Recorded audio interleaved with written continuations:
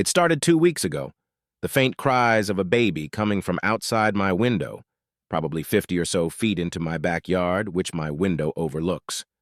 At first, I was able to turn my fan up and block it out, but after a couple of nights, it grew louder or closer. Attempts to look out my window failed to find its source, and it was far too loud now to try to ignore. Finally, one night, I saw the silhouette of a man, and I seized my chance.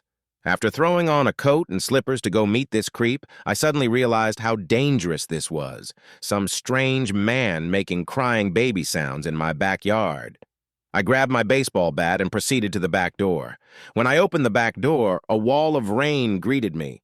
It was pouring, sheets of water slapping against the porch and pooling around my feet.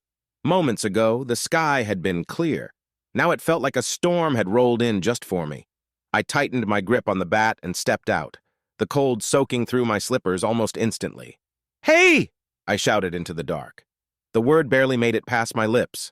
The rain swallowed it whole, turning my voice into a muffled echo that died before it reached the trees. Through the curtain of water, I could just make out the silhouette again, standing exactly where the cries had come from, motionless, watching. I raised the bat and slammed it against the fence, the sharp crack cutting through the rain. "I'm warning you!" I shouted, my voice shaking more than I wanted it to. "Get the hell out of here!" The figure didn't move at first, just stood there, drenched and still. Then slowly, he turned and walked off into the darkness, his outline fading behind the curtain of rain until it was gone. I stayed there for a moment, listening. Nothing but the downpour. My heart was hammering, but I told myself it was over. I went back inside, locked the door, and peeled off my soaked slippers. By the time I lay back down, the steady hum of my fan almost lulled me into thinking it had been a dream. Then the crying started again, louder this time, sharper. I froze. It was right outside my window.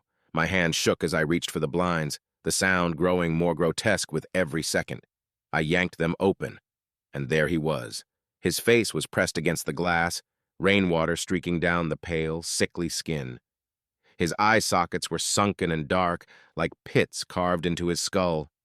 And that smile, wide, unnatural, stretching ear to ear, warped as he let out another wailing, infant-like cry. Follow for part 2.